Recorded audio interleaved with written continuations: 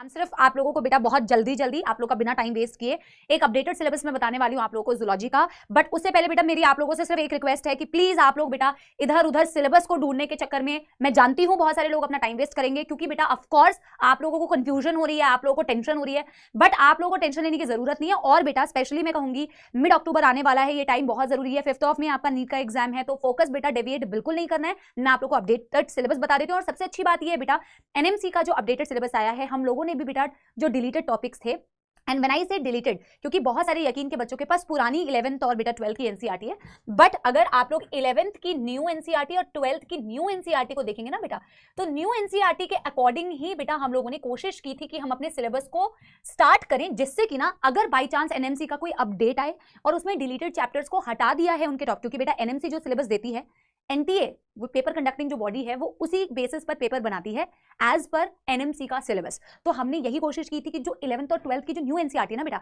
हालांकि इसमें बेटा कुछ कुछ कॉन्ट्राडिक्शंस भी हैं कि मैं बता दूंगी आपको क्या क्या कॉन्ट्राडिक्शंस है, हालांकि इसमें है कॉन्ट्राडिक्शंस, बट मोस्टली 99% बेटा जो 11th और 12th की नई एनसीईआरटी थी ना, उस नई एनसीईआरटी में जो जो टॉपिक्स थे उसी को एनएमसी ने मोस्टली कंसिडर किया है और एनएमसी जो सिलेबस देगी उसी के बेसिस पर बेटा एनटीए पेपर बनाएगी। तो हम लोगों ने भी अच्छा हुआ डिलीटेड सिलेबस को पहले नहीं किया, जिससे हमारा टाइम वेस्ट नहीं हुआ। ठीक है, अब मैं आप लोगों को पहले बता देती हूँ अपडेटेड सिलेबस क्या है। नई 11th और 12th की एनसीईआरटी आप जरूर खरीद लें बेटा, जरूर जरूर जरूर खरीद लें और उसी के अकॉर्डिंग चीजों को फॉलो करने की कोशिश करें। कुछ कुछ चैप्टर्स कंप्लीटली डिलीट हुए हैं, कुछ कुछ चैप्टर्स बेटा कंप्लीटली डिलीट नहीं हुए, उनके कुछ कुछ टॉपिक्स डिलीट हुए हैं। ठीक है, बात करती हूँ मैं बेटा 11th क्लास से शुरू करती हूँ। 11th क्लास का यूनिट नंबर 1 में जो एनिमल किंगडम है, जो हम बेटा यूजुअली भी ना लास्ट में ही पढ़ाते थे हर साल, चाहे एनएमसी का कोई अपडेट नया आए या ना आए। ठीक है, और आपके लिए भी मैंने वो ऑलमोस्ट एंड में रखा हुआ था। एनिमल किंगडम वाले चैप्टर में कोई भी चेंजेस नहीं है बच्चों, और आप मैं तो कहूंगी कि न्यू एनसीईआरटी ही रख लें, बट एनिमल किंगडम में बेसिकली कोई चेंजेस नहीं है। Salient features, classification of animals, non chordate up to phylum level and chordata up to class level. Chordata up to class level classes हम पढ़ते भी हैं बेटा, एम्फीबिया, रेप्टिलिया, एव्स, मैमल्स। ठीक है, जो भी है पूरा एनिमल किंगडम ये तो हमें पढ़ना ही है, इसमें कोई चेंजेस नहीं है। और आपके बेटा सिलेबस में हमने आपके यकीन के शेड्यूल में से जहां पे भी रखा हुआ है बेटा, हम अकॉर्डिंगली एनिमल किंगडम को पढ़ लेंगे। कहने का मतलब है एनिमल किंगडम में भी कोई चेंजेस नहीं है, हम एनिमल किंगडम को एज इट इज पढ़ेंगे। बात करते हैं जो सबसे ज्यादा कंट्रोवर्शियल है जूलॉजी के केस में। जूलॉजी में ज्यादा कंट्रोवर्शियल नहीं है चीजें, एक चैप्टर है जिसमें बेटा थोड़ा सा कंट्रोवर्शियल इन्होंने बना दिया है, that is structural organisation in animals and plants. तो स्ट्रक्चरल ऑर्गेनाइजेशन इन एनिमल्स वाला जो चैप्टर है ना बेटा, अगर आप पुरानी एनसीईआरटी खोल के देखोगे, स्ट्रक्चरल ऑर्गेनाइजेशन इन एनिमल्स की अगर आप पुरानी एनसीईआरटी देखोगे बच्चों, तो उसमें अब मैं पहले आपको कंफ्यूज, क्योंकि कई बच्चे हो सकते हैं पहली बार पढ़ रहे हैं, कई लोगों ने बहुत बार पढ़ लिया है। उसमें पुरानी एनसीईआरटी में एनिमल टिश्यूज दिए होते थे, एपिथेलियम, कनेक्टिव, नर्वस, मस्कुलर, है ना, साथ में कॉकरोच के बारे में देते थे, फ्रॉग के बारे में देते थे, अर्थवर्म के बारे में देते थे। बट पेपर में अर्थवर्म और फ्रॉग से यूजुअली क्वेश्चंस नहीं रहते थे, बाय चांस कभी कभी अर्थवर्म से एक आधा क्वेश्चन आ जाता था, लेकिन वो हमेशा ऑप्शनल में रहा है। इससे बच्चों का नंबर में कोई नुकसान नहीं हुआ है। पेपर भी आपने देखा है ना बेटा, लास्ट जो सेक्शन बी रहता है उसमें 15 में से आपको बेटा 10 क्वेश्चन करने होते हैं। अगर उसमें एक अर्थवर्म से क्वेश्चन आ भी जाता था तो वो बच्चा छोड़ सकता है। तो पुरानी एनसीईआरटी में सारे दिए होते थे, बट कॉकरोच और एनिमल टिश्यू से क्वेश्चन आता था यूजुअली, फ्रॉग अर्थवर्म से नहीं आता था। अब आप 11th की न्यू एनसीईआरटी अगर आप देखेंगे, अगर स्ट्रक्चरल ऑर्गेनाइजेशन में 11th की न्यू एनसीईआरटी देखोगे, तो न्यू एनसीईआरटी में ना बेटा सिर्फ और सिर्फ फ्रॉग दिया हुआ है, सिर्फ फ्रॉग दिया हुआ है, अर्थवर्म हटा दिया है, कॉकरोच हटा दिया है, एनिमल टिश्यू पूरा हटा दिया है, एपिथेलियम, कनेक्टिव, नर्वस, मस्कुलर। होना तो ये चाहिए था कि मैम न्यू एनसीईआरटी के अकॉर्डिंग ही जब पूरे एनएमसी ने मैम अपना सिलेबस दिया है, तो इसमें ऐसा क्यों नहीं किया। एनएमसी ने बेटा 11th और 12th की न्यू एनसीईआरटी पर बेस होकर ही सिलेबस बनाया, एक्सेप्ट दिस जूलॉजी का ये चैप्टर। इसमें ना बेटा इन्होंने क्या किया है, न्यू एनसीईआरटी में एनिमल टिश्यू नहीं दिया हुआ, बट इन्होंने अपने सिलेबस में एनिमल टिश्यू इंक्लूड कर लिया है। तो आपको इसमें चिंता करने वाली कोई बात नहीं है, ये मैं आपको पढ़ाऊंगी भी। ठीक है, अभी तो ह्यूमन फिजियोलॉजी चल रही है, मस्त होके बेटा ह्यूमन फिजियो पढ़ो। ह्यूमन फिजियो के maximum chapter as it is है, अच्छा वेटेज होता है। ठीक है, एनिमल टिश्यू दिया हुआ है, हम एनिमल टिश्यू पढ़ेंगे, डेफिनेटली पढ़ेंगे। जो भी स्ट्रक्चरल ऑर्गेनाइजेशन जिस नंबर पे हमने रखा हुआ है अकॉर्डिंगली हम वो पढ़ेंगे बच्चों। अब बात करते हैं ना morphology, anatomy, functions of different system, digestive, circulatory, respiratory, nervous and everything of. गलती इन्होंने क्या किया, या तो ये बेटा प्रिंटिंग एरर है, क्योंकि इंसेक्ट लिख के ब्रैकेट में फ्रॉग दे दिया है। फ्रॉग इंसेक्ट थोड़ी है बेटा, फ्रॉग इज एन एम्फीबियन। तो इन्होंने दिया है कि फ्रॉग के सारे सिस्टम्स हमें पढ़ने हैं। देखा जाए तो इन्होंने इंसेक्ट, शायद इनका प्रिंटिंग मिस्टेक रहा होगा। ठीक है, इन्होंने कॉकरोच को डिलीट कर दिया है, इन्होंने अर्थवर्म को डिलीट कर दिया है, तो इनके अकॉर्डिंग हमें बेटा फ्रॉग को पढ़ना है, इनके अकॉर्डिंग बेटा एनिमल टिश्यू को पढ़ना है। एनएमसी का यही अपडेट है और हम इसे अकॉर्डिंगली ही बेटा स्टार्टिंग में इसी को फॉलो करेंगे। अपडेटेड सिलेबस के अकॉर्डिंग पढ़ना क्यों जरूरी है ये भी मैं आपको लास्ट में बताती हूँ, फिलहाल मैं सिर्फ सब सिलेबस अपडेट बता रही हूँ। तो स्ट्रक्चरल ऑर्गेनाइजेशन एंड एनिमल्स में कॉन्ट्रडिक्शन सिर्फ इतना है कि न्यू एनसीईआरटी में बेटा एक टॉपिक जो डिलीटेड है एनिमल टिश्यू वाला, एनएमसी ने उसे इंक्लूड कर लिया है अलोंग विद द फ्रॉग, तो हम वो पढ़ेंगे, ठीक है जी। आगे देखिए बेटा ह्यूमन फिजियोलॉजी की बात करते हैं। हमने ब्रीदिंग से स्टार्ट किया था, ब्रीदिंग कंप्लीट चैप्टर है। डाइजेशन वाला चैप्टर, डाइजेशन एंड एब्जॉर्प्शन वाला चैप्टर बेटा इन्होंने उड़ा दिया है, हमने भी बेटा उसको इसीलिए स्टार्टिंग में कवर नहीं किया, आपका टाइम वेस्ट होने से हमने बचा लिया। Body fluids and circulation, excretion हम कर ही रहे हैं एज इट इज है। लोकोमोशन एंड मूवमेंट बेटा हम करेंगे एज इट इज है। न्यूरल कंट्रोल एंड कोऑर्डिनेशन जो कि एक बहुत बड़ा चैप्टर हुआ करता था बेटा, इसमें कुछ टॉपिक्स डिलीटेड है, नॉट ऑल। जैसे रिफ्लेक्स एक्शन बेटा डिलीट कर दिया, नी जर्क रिफ्लेक्स एक्शन जो था। सेंसरी स्ट्रक्चर्स बेटा जो बहुत अच्छे खासे बेटा सेंसरी स्ट्रक्चर्स आपके मेंशन होते थे, ईयर हो गया, जैसे कि आई हो गया, ये भी इन लोगों ने बेटा डिलीट कर दिया है। तो हमें भी बेटा अपडेटेड सिलेबस के अकॉर्डिंग ही शेड्यूल को फॉलो करना है। और जो स्टार्टिंग में neuron, type of neurons, nervous system का क्लासिफिकेशन और बेटा conduction, generation and conduction of nerve impulse, वो सारी चीजें हमें पढ़नी है, हम उसको बेटा एज इट इज करेंगे। सेंसरी स्ट्रक्चर्स इन्होंने इंक्लूड नहीं किया है, रिफ्लेक्स एक्शन नहीं किया है।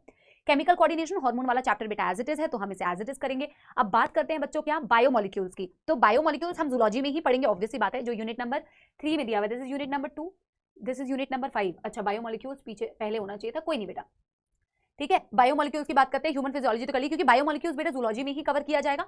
तो बायोमोलिक्यूल्स बेटा कुछ टॉपिक्स बीच में से डिलीट किए हैं, मोस्टली सेम है, chemical constituent of living cell, biomolecule structure and function of proteins, carbohydrate, lipids, nucleic acid, enzymes के टाइप्स क्या होते हैं, प्रॉपर्टी क्या होती है, एंजाइम एक्शन, एंजाइम की classification, nomenclature of enzymes, spelling गलत है, ये सारी चीजें बेटा हम पहले भी पढ़ाते थे। इसमें एक लिविंग स्टेट बेटा हटा दिया है, ठीक है। लिविंग स्टेट है, मेटाबॉलिक स्टेट ऑफ लिविंग, मतलब कुछ बहुत छोटे से बेटा टॉपिक्स इस चैप्टर के बीच में से नई एनसीईआरटी में भी आप देखोगे, पुरानी से कंपेयर करोगे, मेटाबॉलिक स्टेट ऑफ लिविंग, तो कुछ बेटा टॉपिक्स है वो उड़ा दिए हैं, बट मेजर जो इस चैप्टर का पोर्शन है ना, carbohydrate, protein, fats, lipids, enzymes, intact है बेटा, मेनली इंटैक्ट है। छोटे लिविंग स्टेट है ना, जो dynamic state of equilibrium and बेटा मेटाबॉलिक स्टेट ऑफ लिविंग, कुछ टॉपिक्स उड़ा दिए हैं। मैं आपको अकॉर्डिंग टू नई एनसीईआरटी ही पढ़ाऊंगी, आप लोड मत लीजिएगा बच्चों, ठीक है। But mostly chapter as it is same है। 11th की तो बेटा बात हो गई, अब 12th की अगर मैं आपको बात करके बताऊं तो 12th में जूलॉजी में ज्यादा है नहीं बेटा कुछ चेंजेस। रिप्रोडक्शन में बेटा मैं जूलॉजी की बात करूं तो human reproduction as it is है। रिप्रोडक्टिव हेल्थ है बेटा, ठीक है। रिप्रोडक्टिव हेल्थ तो हम जब पढ़ाएंगे आपको देखोगे, रिप्रोडक्टिव हेल्थ में भी चेंजेस नहीं है, ठीक है। बात करते हैं जेनेटिक्स एंड एवोल्यूशन की, तो वेयर इज एवोल्यूशन, एवोल्यूशन भी बेटा हम पढ़ते हैं, तो एवोल्यूशन में भी बेटा हमें पढ़ना है एवोल्यूशन के चैप्टर को, ठीक है। चैप्टर डिलीटेड नहीं है इसमें बेटा, जूलॉजी में जो चैप्टर डिलीटेड है ना, एक ऐसा चैप्टर है जो 11th और 12th का कंबाइंड चैप्टर है, सॉरी 11th एंड 12th का नहीं, सॉरी, बॉटनी एंड जूलॉजी का कंबाइंड चैप्टर है, that is strategies in enhancement of food production. तो वो वाला चैप्टर इन्होंने, जिसमें जूलॉजी का एनिमल हस्बेंड्री वाला बेटा पोर्शन आता है। तो देखो ह्यूमन रिप्रोडक्शन तो हमें पढ़ना है, रिप्रोडक्टिव हेल्थ हमें पढ़ना है, इवोल्यूशन बेटा हमें पढ़ना है, ठीक है जी। एंड बेटा ह्यूमन हेल्थ एंड डिजीजेस, ठीक है। एक इसमें से ना बेटा वो पीडीएफ गायब है, मुझे एक पीडीएफ ऐड कर लेने दो, फिर मैं आपको बताती हूँ। ह्यूमन हेल्थ एंड डिजीजेस भी बेटा हमें एज इट इज पढ़ना है। तो बेटा ये ना देखो, ये मैंने नई एक वो लगाई, इसमें क्या है, ह्यूमन हेल्थ एंड डिजीजेस को अगर आप देखोगे तो ह्यूमन हेल्थ एंड डिजीजेस भी बेटा ऑलमोस्ट सेम है। इसमें ना एक चीज जो पहले के पुराने के सिलेबस में, अगर आप पुराने एनएमसी के अगर आप सिलेबस में देखोगे तो डेंगू एंड चिकनगुनिया जो है यहाँ पे मेंशन नहीं होते हैं, लेकिन अगर आप एनसीईआरटी में देखोगे तो एनसीईआरटी में हमेशा से डेंगू और चिकनगुनिया का नाम मेंशन होता है कि ये बीमारियां होती कैसे है, these are vector borne disease, ये नाम मेंशन होता है। तो हम आपको उससे रिलेटेड बेटा बेसिक इन्फॉर्मेशन जरूर बताते भी थे, पहले भी बताते थे, क्योंकि दिया होता था, एटलीस्ट नाम ये मेंशन होता था कि वेक्टर बॉर्न डिजीजेस है। तो अगर आप नई एनसीईआरटी में भी देखोगे वहां पे भी बेटा एटलीस्ट ये बताया हुआ है कि ये कौन से मतलब ये वेक्टर बॉर्न डिजीजेस होती है, नाम मेंशन होता है। तो ह्यूमन हेल्थ एंड डिजीजेस भी बेटा हमें एज इट इज पढ़ना है, ठीक है। आपकी न्यू एनसीईआरटी में भी जो दिया है हमें एज इट इज पढ़ना है, एनएमसी का भी जो अपडेट है हमें एज इट इज पढ़ना है। 12th में कम चेंजेस है, मैं आपको बता रही हूँ ना। जूलॉजी में ये जो चैप्टर होता था, जो बॉटनी जूलॉजी का डिवाइडेड था, strategies in enhancement of food production, ये चैप्टर बेटा आपका डिलीटेड है। ये चैप्टर आपका डिलीटेड है। बेसिकली जूलॉजी का क्या डिलीट हुआ इसमें से, एनिमल हस्बेंड्री वाला पार्ट बेटा डिलीट हो गया, ठीक है। तो ये हमें नहीं करना एज पर न्यू अपडेट। बात करते हैं बच्चों किसकी, बायोटेक्नोलॉजी का जो यूनिट है उसमें बेटा क्या हमें पूरा पढ़ना है, हमें 2 चैप्टर्स है उसमें, biotechnology principle and it's process, biotechnology and its application, वो दोनों चैप्टर हमें पढ़ने हैं। एनएमसी ने भी बेटा एज इट इज दिया हुआ है, बायोटेक्नोलॉजी के एंटायर यूनिट हमें पढ़नी है। पर मैं आप लोगों को बता दूं बेटा, अगर आप 12th की न्यू एनसीईआरटी देखते हो तो 12th की न्यू एनसीईआरटी में बेटा, न्यू एनसीईआरटी में जो बायोटेक्नोलॉजी यूनिट मैं आपको बोल रही हूँ ना, जो हमें पढ़ना है, जिसका बेटा वेटेज भी बहुत अच्छा खासा है, बहुत अच्छा बेटा वेटेज है बायोटेक्नोलॉजी यूनिट का। इसमें जो आप दूसरा चैप्टर देखोगे बेटा, सेकंड चैप्टर, फर्स्ट चैप्टर तो है principle, biotechnology principle and process है बेटा फर्स्ट चैप्टर इसका। इसमें तो बेटा न्यू एनसीईआरटी में कोई चेंजेस नहीं है, बट अगर आप सेकंड चैप्टर देखोगे एप्लीकेशन वाला, तो एप्लीकेशन के सेकंड पन्ने पे बेटा आप देखोगे कि plant tissue culture, tissue culture क्या होता है, टोटीपोटेंसी, मेरिस्टेम, ठीक है, क्लोनिंग, ये प्लांट टिश्यू कल्चर वाला पार्ट बेटा एक ऐड हो गया है एप्लीकेशन वाले चैप्टर में। शायद ये बॉटनी में आपको कहीं पे पढ़ाया जाता था, शायद ये बॉटनी में स्ट्रैटेजीज वाले पार्ट में आपको ऑलरेडी पहले के एनसीईआरटी में पढ़ाया जाता था शायद, ठीक है, बट ये शायद क्योंकि चैप्टर ही डिलीट कर दिया है। बायोटेक्नोलॉजी एंड इट्स एप्लीकेशन में न्यू एनसीईआरटी में बेटा 12th की ये टिश्यू कल्चर वाला पार्ट एक ऐड हुआ है। हम इसे आप लोगों को बेटा ऑफ कोर्स आपको रुपेश सर पढ़ा रहे हैं बॉटनी, तो वो वाला पार्ट इस चैप्टर का सर ने लक्ष्य बैच में भी मेरे बच्चों को, स्टूडेंट्स को पढ़ा दिया है, और आप लोगों के लिए भी जो ये न्यू एडिशन हुआ है बॉटनी वाला ये पार्ट है टिश्यू कल्चर वाला, ये सर आपको पढ़ा देंगे, बट ये नया एडिशन है एनसीईआरटी में, ये मैं आपको ऑलरेडी बता रही हूँ, ठीक है। तो बेसिकली क्या चेंजेस हुए बेटा ऑल इन ऑल, क्या चेंजेस हुए बेटा ऑल इन ऑल, अगर आप देखोगे कि मैम 11th में, मैं आपको कंक्लूजन बता देती हूँ, मैं आपको बता देती हूँ 11th में मैम क्या हुआ ना कि डिलीट क्या क्या हुआ है। देखो एनिमल टिश्यू को आप डिलीटेड मत मानो बच्चों, हालांकि न्यू एनसीईआरटी में वो नहीं है, बट एनएमसी के सिलेबस में है तो आपको पढ़ना है। तो ऑल इन ऑल अगर मैं एनएमसी के सिलेबस के अकॉर्डिंग बेटा चलूं तो स्ट्रक्चरल ऑर्गेनाइजेशन इन एनिमल में आपका कॉकरोच डिलीट हो गया है, ठीक है, कॉकरोच डिलीट हो गया है, अर्थवर्म डिलीट हो गया है, ये आप मान के चलो, ठीक है।